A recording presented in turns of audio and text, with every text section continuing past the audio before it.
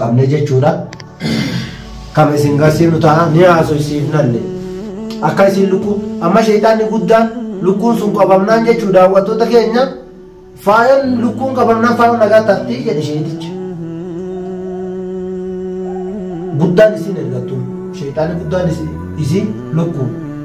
kamana keenya yoo asii baane bana biraa ta'e mana sanillee nu jala deemu yookaan illee galu nu jala deemu sababa sanillee nu jala deemutti ture.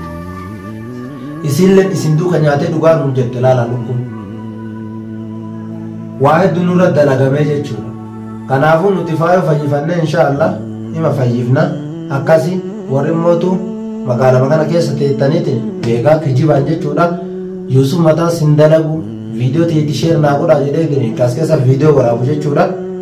Ani mataan na dalaguu kiyya har'a osoo hin taane gaafa faayoo fayyisee karaa nagayaa irratti deebiseetiin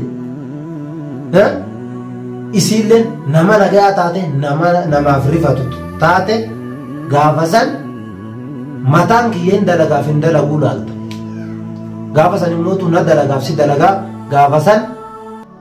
siifis addaan baati daawwattoota keenyallee addaan baati jechuudha. Akkasii walumaa galatti amma dubbii dheeressuullee hin fedhu magi onnuu qabi bishaan itti dhugna. Assalamu alaikum warahmatullahi wabarakatuh. Kabajamtootaa fi hordoftoota keenyaa nagaan keenya inni kabajaa fi jaalalaa bakka jirtan maratti isinaa dhaqqabu isiniin jenneerra. Assalamu alaikum warahmatullahi wabarakatuh. Shirii jirtu daawwattoota keenya bakka jiratan isiniin jecha nageenyi keenya kan onni irraa bakka jirtanitti isinaa dhaqqabuun isiniin jenna kun deebina dummee jira jechuudha. Daawwattoota keenya ammallee akkuma gartan kanatti jirraa jechuudha. Dhiifama waan faayoo keessa jirtullee isiniin ibsine jechuudha. Haga tokko viidiyoo dabree irratti illee jechuun namootuma warra seeratti kennaa jedhu san ani hin shakkaallee nama akkas jejjeebta kana jechuudha. Daawwattoota keenya warra keessattuu magaalaa kana keessa taa'ee jechuudha. Faayoo seeratti ofirraan kennu Yusuf jedhu bitamaa ta'uu shakka. Maaliif jennaan hin beekaniin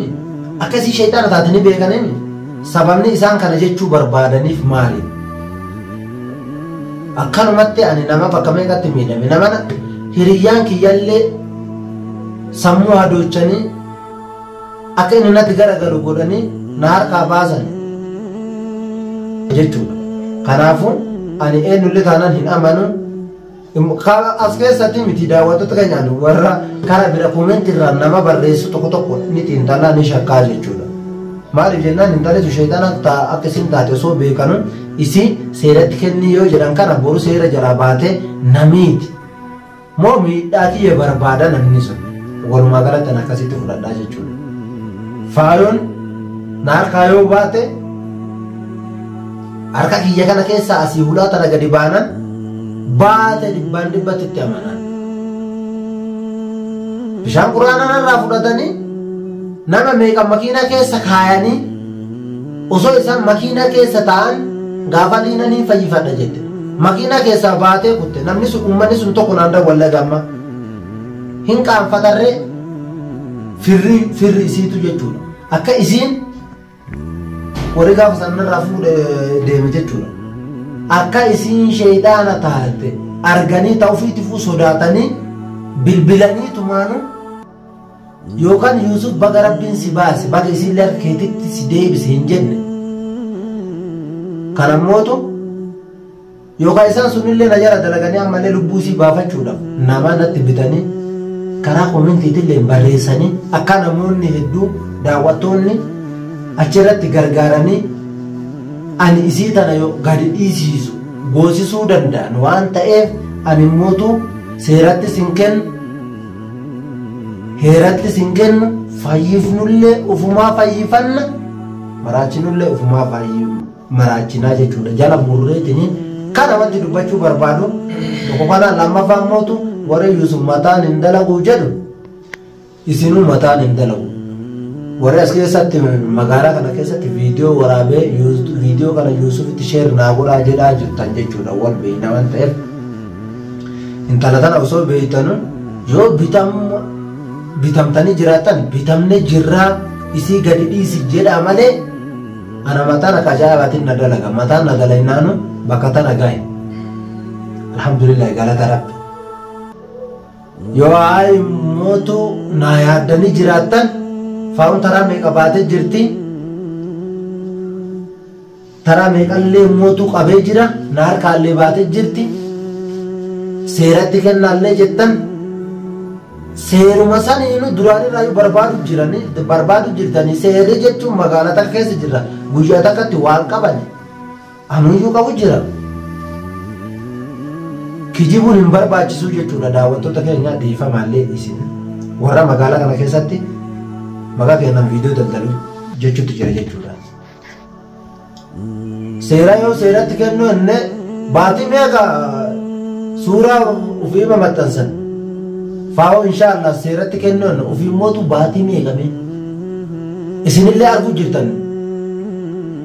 kunniin warra isiif bitameetini warra faa'uuf bitamee namiidhuu barbaadu malee siraan na gargaaruu barbaadee guyyaa takkaa miti sa'a takka keessatti na bira dhufuu danda'a raqamaan dawwaluu danda'a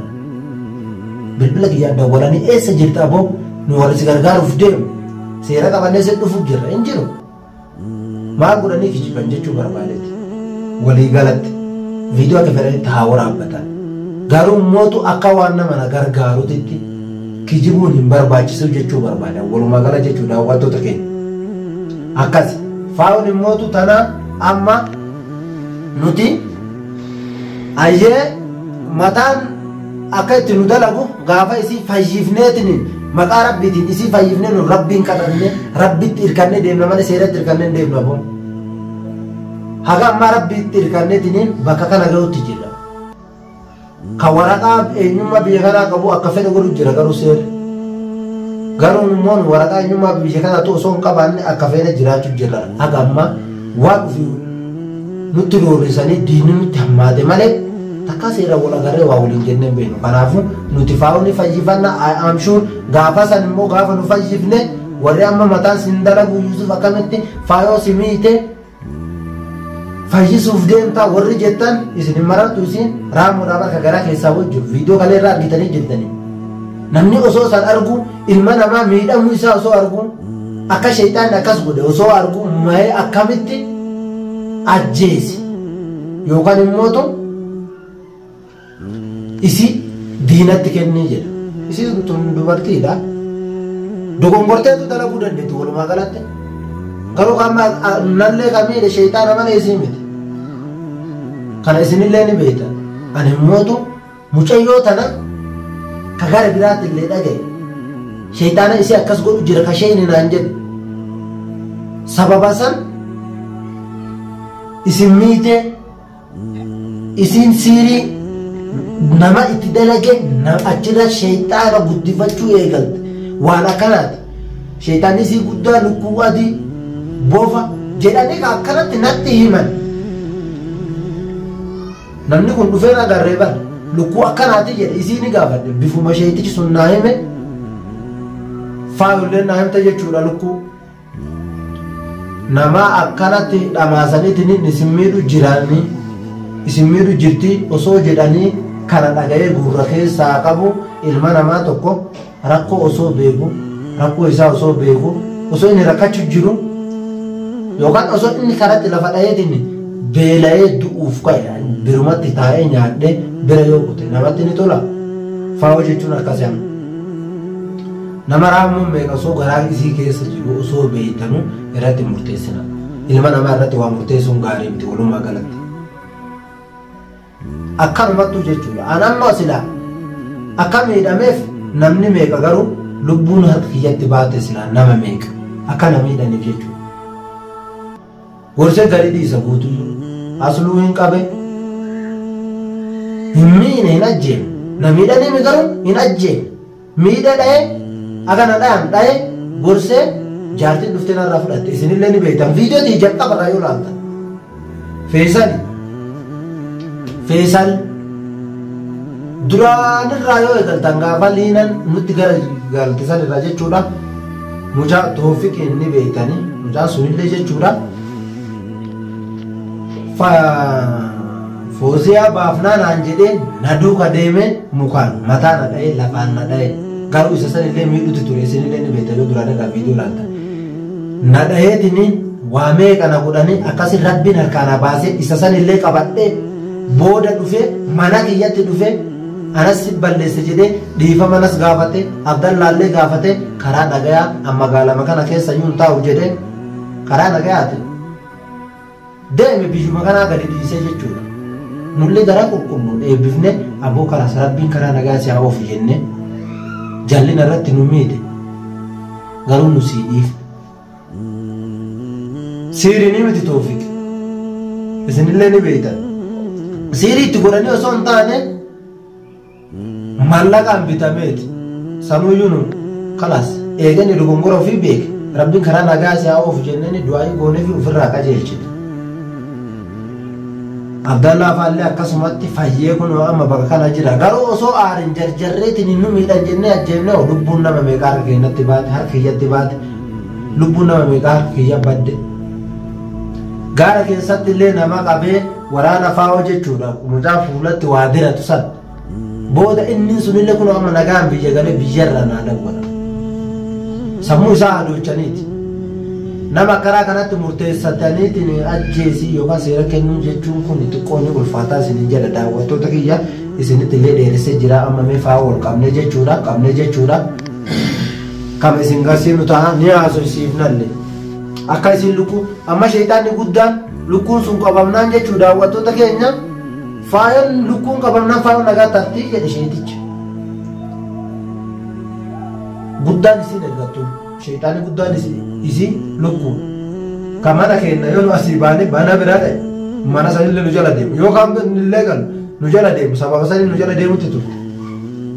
isinleen isin duuka nyaatee dhugaa nuun jette laala lukkuun waa hedduu nurra dalagamee jechuudha.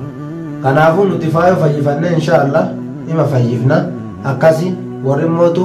magaalaa kana keessa teettaniitiin beekaa kijibaan jechuudha. Yusuf mataan sin dalagu viidiyoo teetti sheer naa godhaa jedhee kaas keessa viidiyoo waraabu jechuudha. Ani mataan na dalaguu kiyya har'a osoo hin taane gaafa faayoo fayyisee karaa nagayaa irratti deebiseetiin isiilleen nama nagayaa taate namaaf rifatu taate gaafa san mataan kiyyeen dalagaaf hin dalaguu laalta gaafa san immoo tu na dalagaaf si dalagaa gaafa san siifis addaan baati daawwattoota keenyallee addaan baati jechuudha akkasi walumaa galatti amma dubbii dheeressuullee hin fedhu maqee qonnuu qabu bishaan sirrii jedhamu akkas faama yoo taate bishaan itti facaafnee ol kaafnee haasofsiifna jechuudha lukkuu san irraa baasuu yaalla.